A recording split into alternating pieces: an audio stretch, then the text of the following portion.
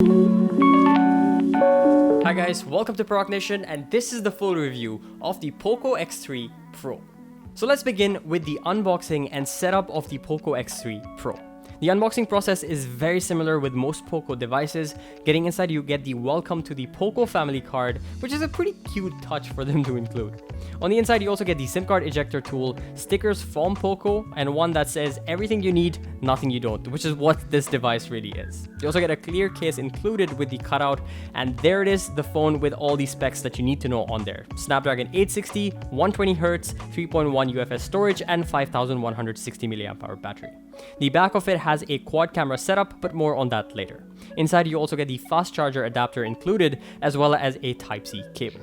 Peeling up the phone reveals the design to it, and it does look very similar, if not exactly the same as previous gen, with a few minor tweaks.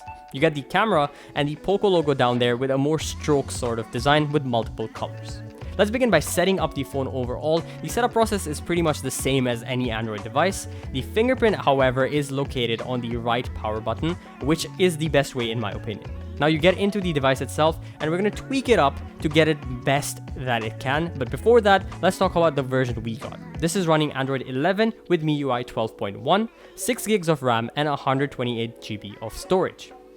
First step is going to be to change the control center style to new, change the refresh rate to 120Hz because that's what we want to see, as well as making it a full screen gesture rather than the buttons because we're in 2021 and we want the best that we can get.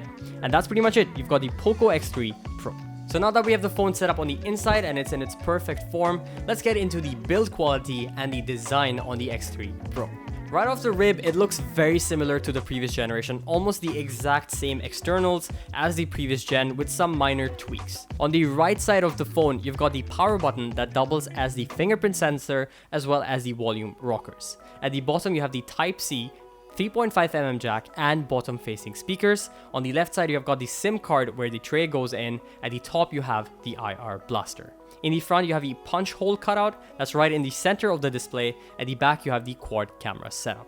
The fingerprint unlocking and the touch sensing is very quick on this. It unlocks very quickly. These style of fingerprint sensors I've seen on most Xiaomi devices work really well, and I'm very happy with this one as well. Very quick, very intuitive, works every single time. Looking at the back, you've got a 3D curved back with the protrusion for the camera module, which looks exactly the same as the previous gen. And then in the front, you've got Corning Gorilla Glass 6, so better protection. Now that we've got the design out of the way, let's move on to the display on this, which is one of the bigger selling points, the 120Hz. The display on this is a 6.67-inch Full HD Plus LCD dot display. Nope, it's not an AMOLED like the Redmi Note 10, Redmi Note 10 Pro. This one is not an AMOLED.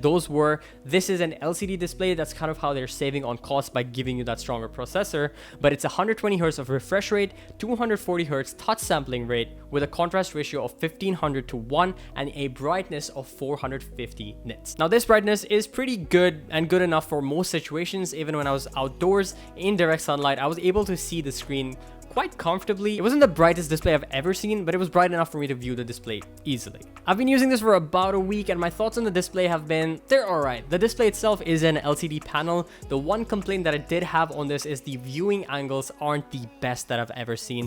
I do feel like every angle you look at it from, if it's from the corners and not head on, you're gonna get darker edges to the display. I'm not a huge fan of that, but overall the display with the bezels to it, it's pretty decent. If you're looking at it head on, you would be happy with it. It's good enough to consume content on, gaming on. The refresh rate being 120Hz is pretty cool on a Poco device, so it's very good for like fluidity, movement, playing games, that kind of stuff. You do feel that. Coupling that with the touch sampling rate of 240Hz, gaming and stuff on this does feel very responsive and overall very enjoyable. Speaking of being smooth and snappy, let's talk about the processor on the Poco X3 Pro.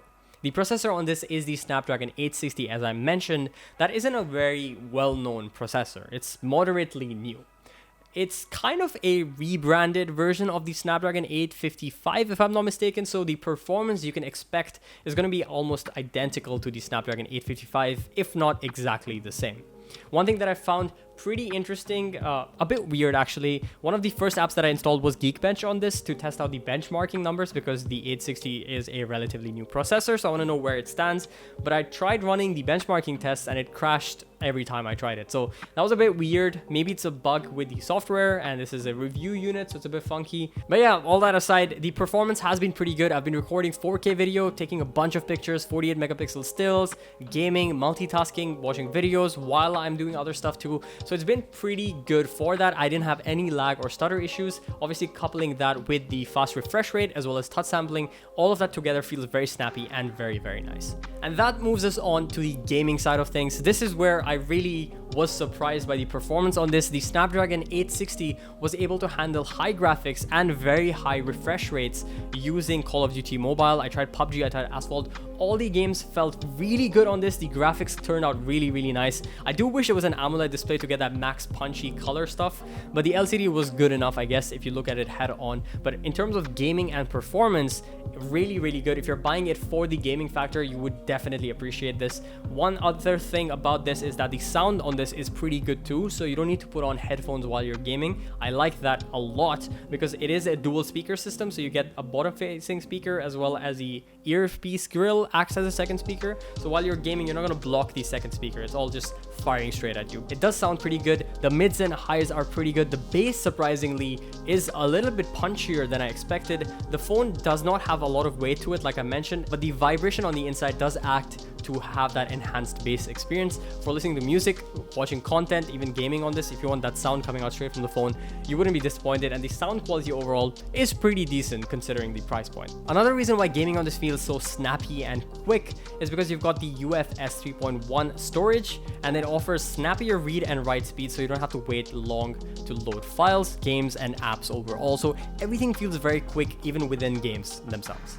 Now let's take a look at the back of it, the camera module. You've got a quad camera setup like I mentioned earlier, the main camera being a 48 megapixel lens.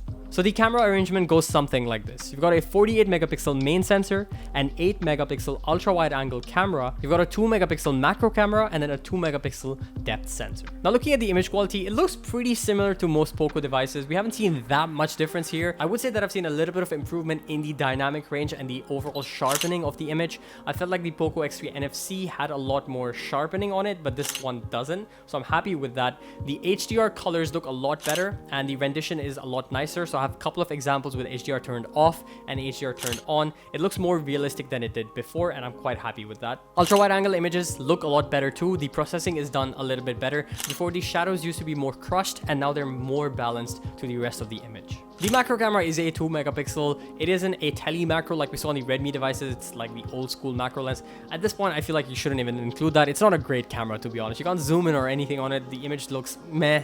So just get rid of the macro camera, please. The bokeh on the front and back camera both looks pretty realistic in the portrait mode. The edge separation was actually surprisingly done really well, and the HDR color tones and color reproduction, overall skin tones, everything looked really good as well. I would say the ultra wide angle lens image looks really nice. The main lens looks really nice as well. The 2x is where it kind of drops off. I'm not into that, but overall image quality does feel like it's improved from previous gen. The software rendition does feel a lot better as well. Even taking images in the 48 megapixel mode, you get a lot more detail, especially when I show you cropping in on this image. You can see so much detail preserved with that 48 megapixel. In terms of video, it does 4K at 30 FPS with the back camera. That's the max resolution you can get, and you can also get 1080p at 60 FPS. One thing I noticed on most Android devices, which I find a bit weird, is when you switch from 1080p to 4K, you see this weird change in color and hues. I didn't find that in the Poco phone, which was pretty nice actually. The 1080p looked very close to the 4K, and also the fact that the stabilization on this works incredibly well. Even the stable mode, just mind-blowingly well. It looks like it's on a gimbal. Very happy with the performance of video for both 1080p as well as 4K. So with all of that out of the way, what do we think about the Poco X3 Pro, and should you be buying it? For the price point and what you're paying for this gives you pretty much all the great features from other devices that are flagship level on something that doesn't cost as much as a flagship. Now, granted, a lot of smartphones are pretty much making it a standard to have 120 Hz refresh rate, bigger batteries, better processors.